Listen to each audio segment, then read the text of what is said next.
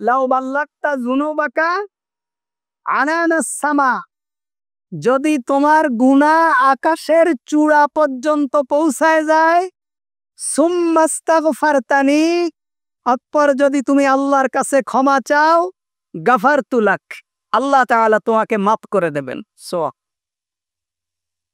কি একটা আশার হাদিস দেখেন।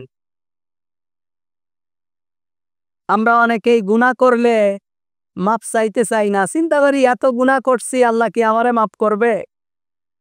আল্লাহ বলছে, ইয়া বানি আদম লাউ বাল্লাগতা যুনুবাকা আনানাস সামাই সুম্মাস্তাগফারতানি গাফারতু লাক। হে বনি আদম, তুমি যদি গুনাহ করতে করতে করতে করতে করতে করতে তোমার গুনাহ যদি আকাশের চূড়া পর্যন্ত পৌঁছায় যায়, এত গুনাহ যদি তুমি করো, সুম্মাস্তাগফারতানি, অতঃপর যদি আমার কাছে ক্ষমা চাও, গাফারতু লাক, আমি আল্লাহ তোমাকে মাফ করে দেব। আল্লাহ তাআলা কি বলছেন? কুল ইয়া ইবাদিয়াল্লাযী ইয়াসরাফুনা আলা আনফুসিহিম লা তাকনাতু মির রাহমাতিল্লাহ। হে আমার বান্দারা, কুল ইয়া ইবাদ, হে আমার বান্দারা, হে আমার বান্দারা, আসরাফু আলা আনফুসিহিম, এখানে ঈমানদারদেরকে বলেনি, কাফের, মুশরিক, বেঈমান, ইহুদি, নাসারা, যারাই আল্লাহর বান্দা, এরা যদি গুনাহ করে, এরা যদি নিজের উপরে জুলুম করে, তারপরে যদি ঈমান আনে,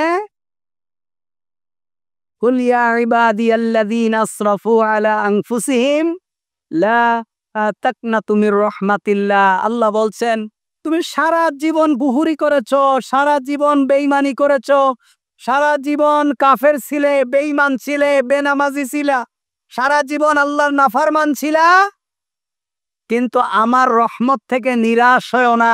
তুমি ক্ষমা করা চাওয়ার সাথে সাথে আমি আল্লাহ তোমাকে মাফ করে দেব।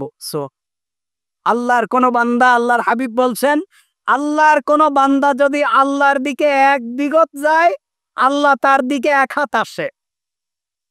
আল্লাহর কোন বান্দা যদি আল্লাহর দিকে হেঁটে যায়, আল্লাহ তাআলা তার বান্দার দিকে দৌড়ায় আসে। সুবহানাল্লাহ।